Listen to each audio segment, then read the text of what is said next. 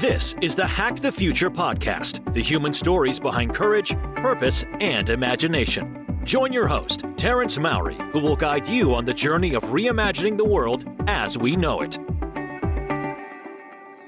Amy, welcome to Hack the Future. How are you today? I'm well, thank you. Delightful to be here. It's great to see you. Today, I want to give our audience, our listeners around the world, the equivalent of a double espresso to shake up mindsets and say goodbye to the status quo. And we were having a conversation before we went live today, and you mentioned that you have a new book coming out. So let's start straight away with that book, The Right Kind of Wrong, The Science of Failing Well. And I love that title.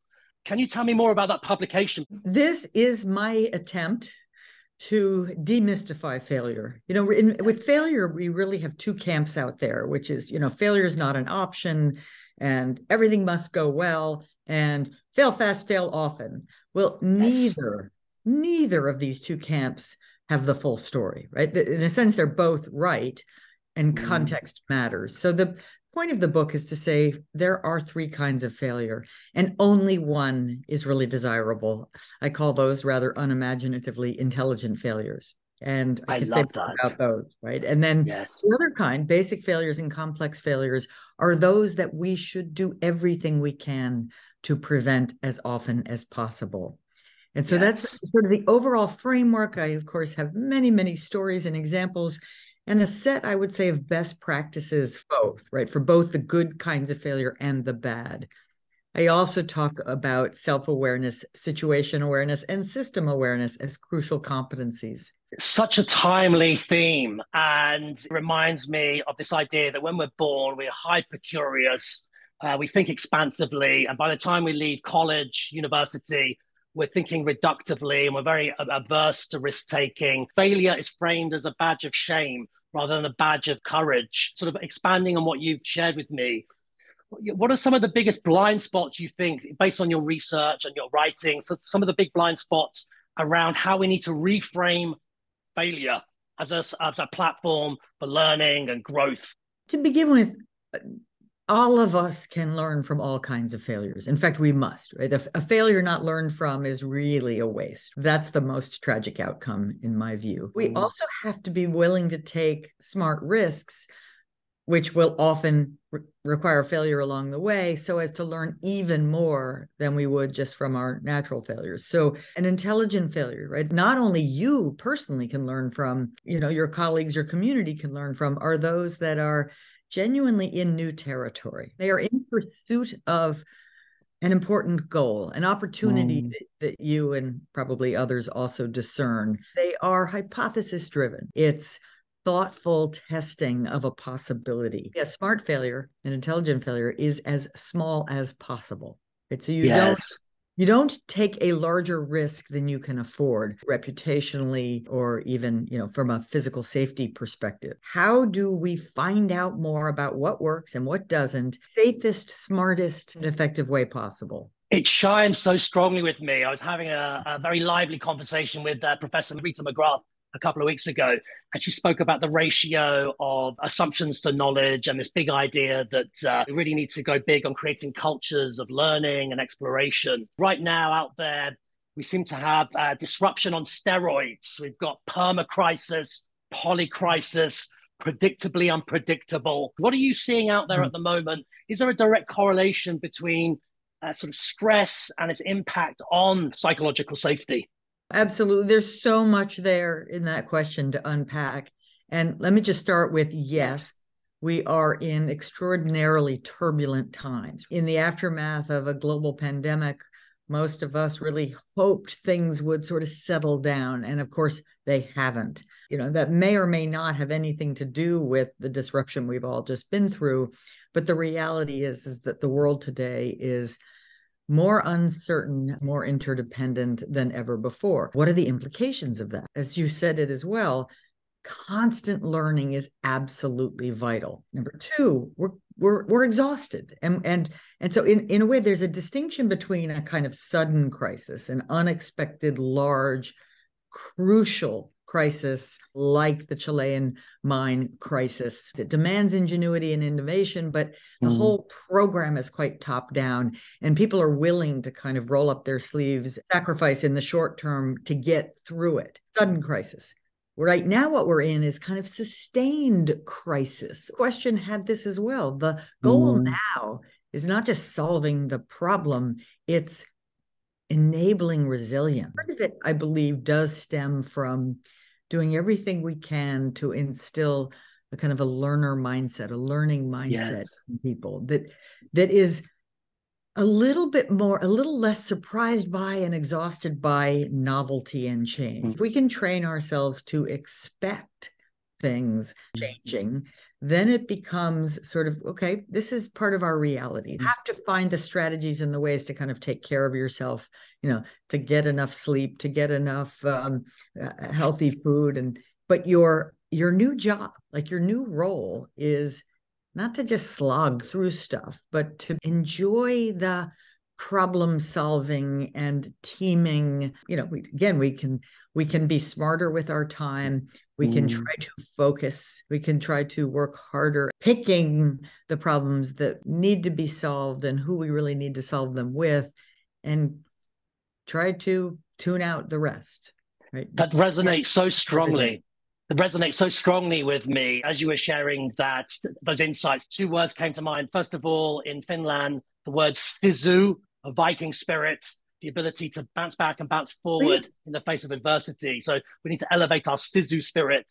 And then in Japan, koroshi, which is death at your desk from stress. And I've been saying all this year that data is not the new oil. AI is not the new oil. Attention is the new oil. I saw a post from Professor Adam Grant this morning, and he was speaking about this idea that when we have shallow work and shallow focus rather than deep work and deep focus, that can hardwire us to deprioritize psychological safety, for example. We go into very much a rush mode, sort of get a sense of, do you see any correlations there? No question about it, right? Because in a way, we're more willing and able to speak up, first, of course, when we're with people who we believe will not punish or humiliate us when we get something wrong. So that's the kind of fundamentals of a psychologically safe environment. But I think we're also more likely to speak up when we're truly focused, passionate, engaged by the work. Most of our attention is on hoping and wanting to make progress and solve the problems, right? We're a little less focused on, how do I look? And that is not only, a more effective state and more likely to breed the resilience that you described, the ability to bounce back that you allude to.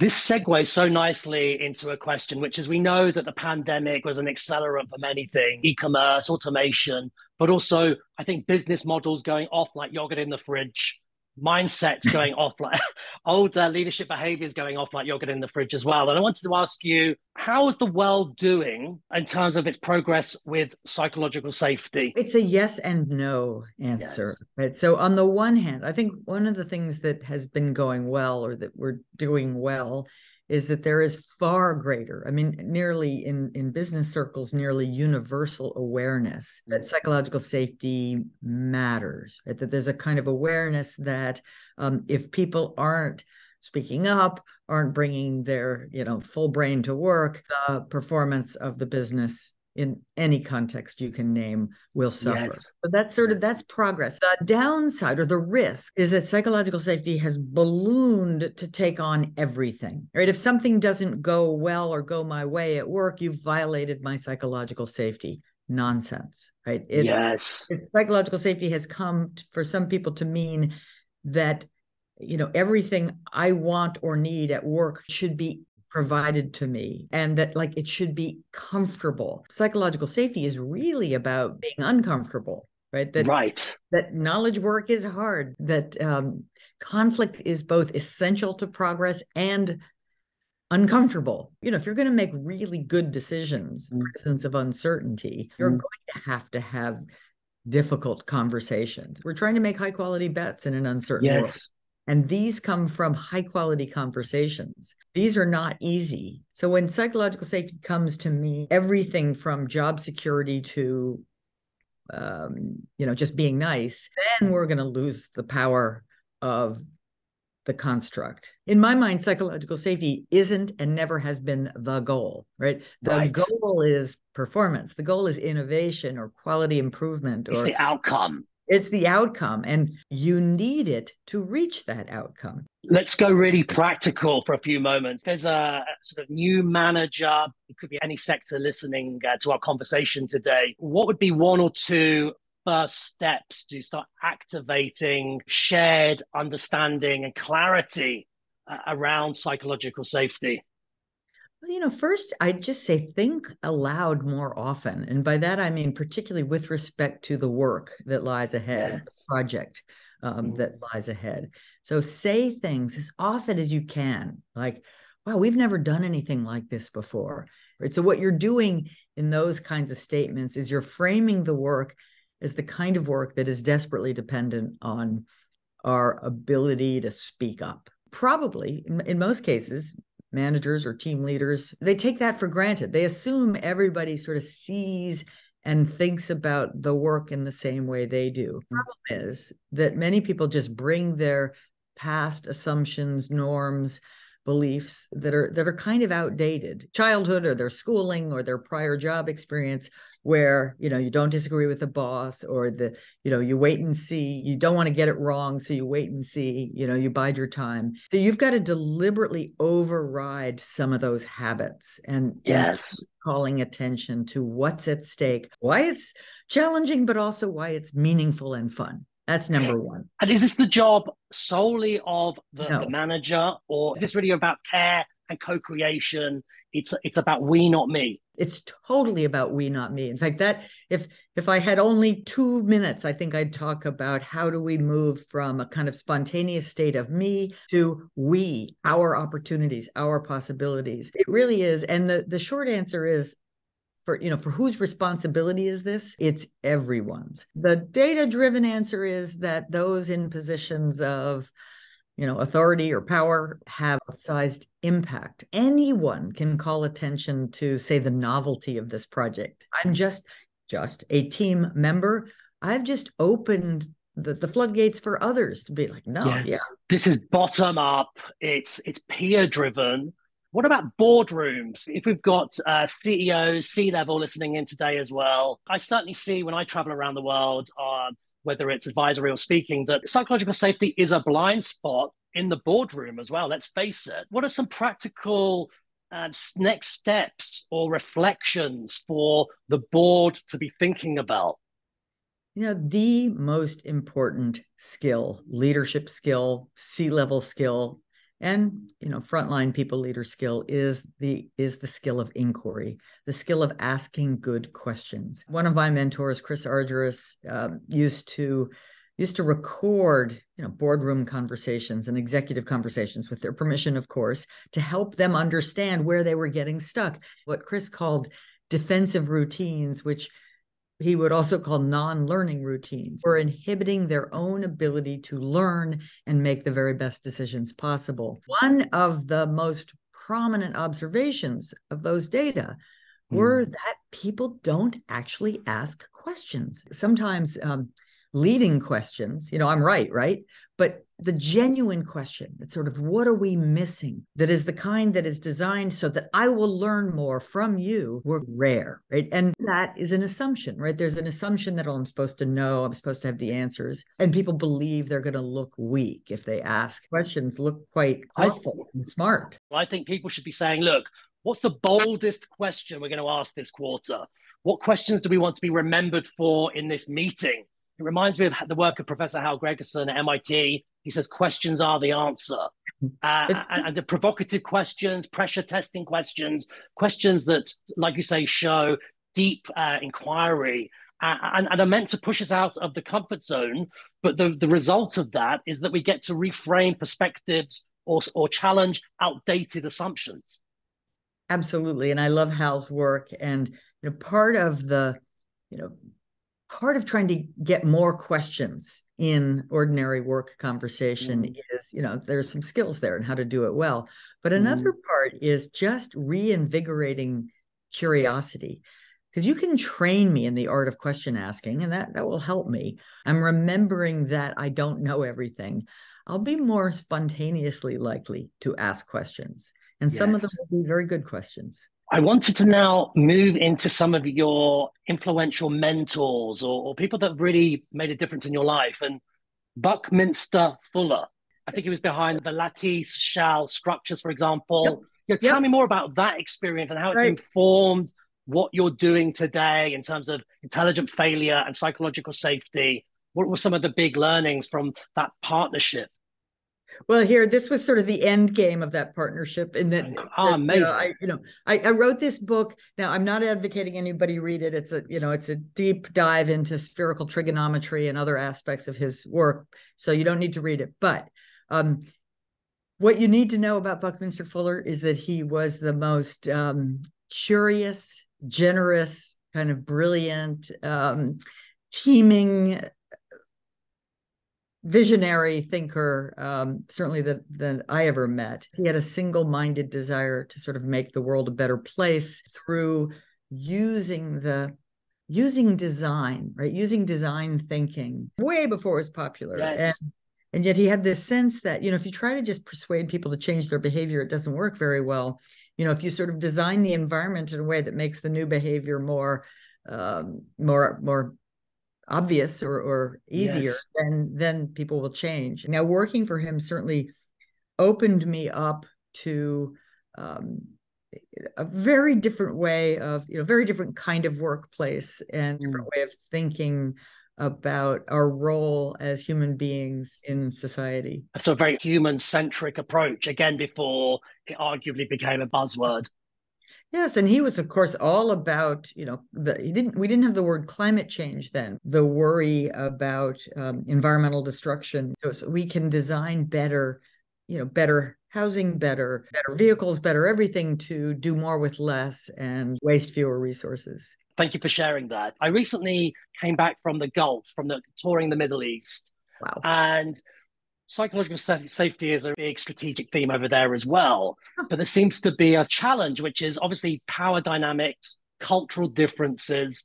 I wanted to get your take on how do teams and leaders reconcile power dynamics. The power distance index is much higher in that part of the world as well. How do we reconcile that with psychological safety for those in the Gulf? It's an extremely good question. And another way to say that is it's an extremely big challenge. Yes. And here's how I want to talk about it. It is absolutely the case that when there is higher power distance in a region, in a national culture, the psychological safety of people lower in the hierarchy is going to be on average lower, right? So you have lower psychological safety. You have a bigger psychological safety problem. Same time, it is also the case that the complex, uncertain nature of the work is every bit as dependent on creating that psychological safety as it is in, let's say, the West, where it's supposedly easier. So what do you do when something is harder but just as important? Are the strategies different?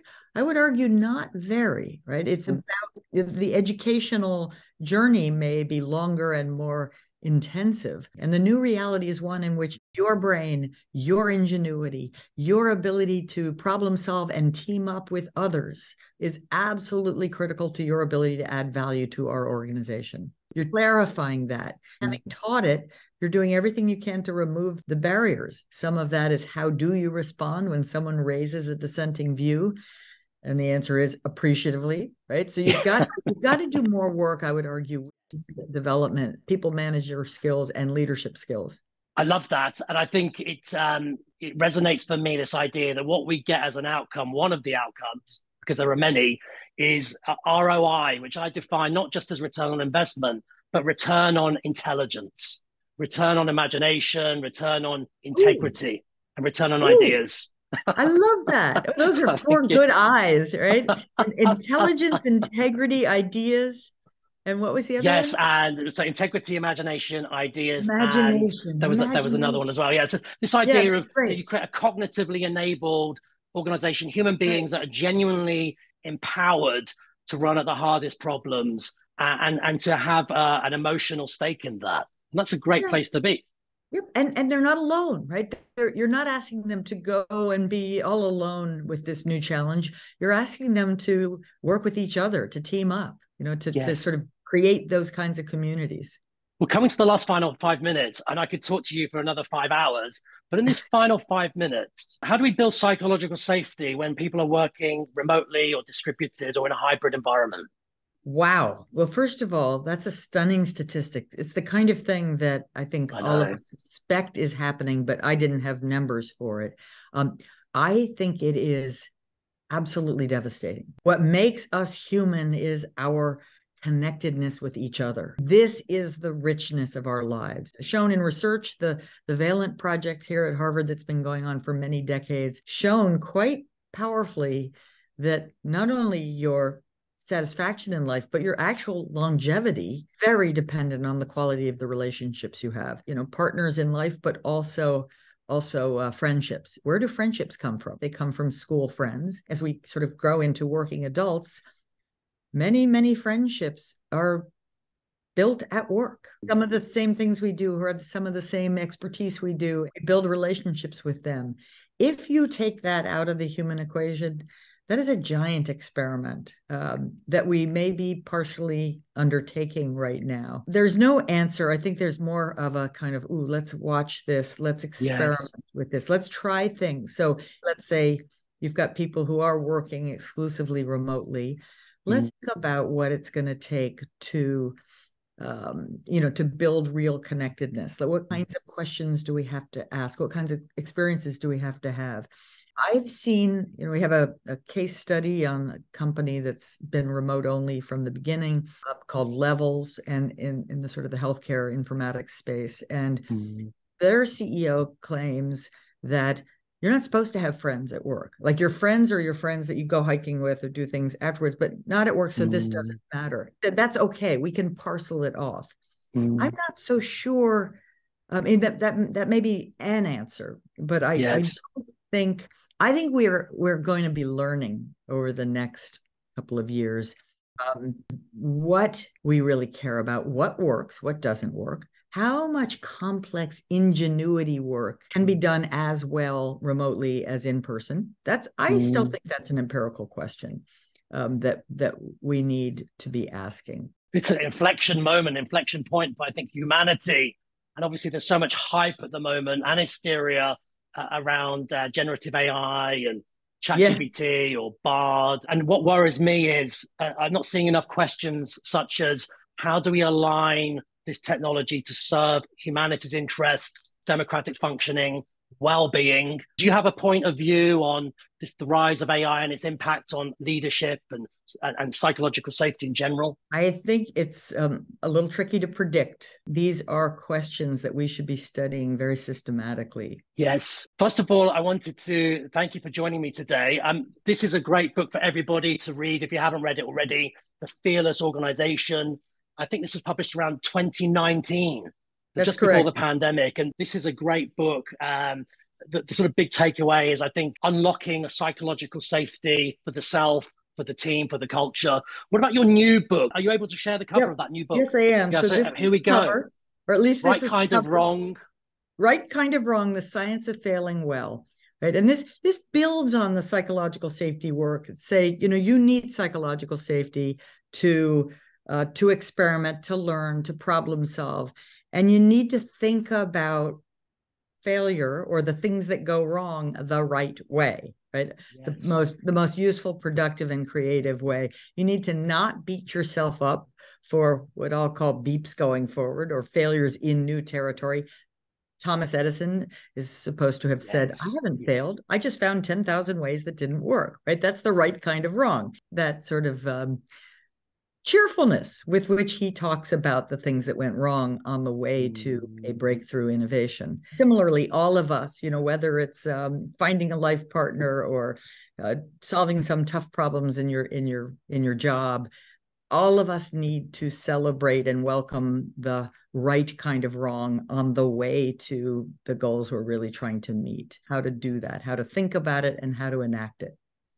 I can't wait to read your new book. Are you going to be coming over to the UK as well at some point? I will. I will come over in September sometime, again in November for a conference, but in September for I hope some book activities. Amy Edmondson, thank you so much for joining Hack the Future today. It's been an absolute pleasure. I look forward to seeing you again very soon. The pleasure has been mine. Thank you so much for having me.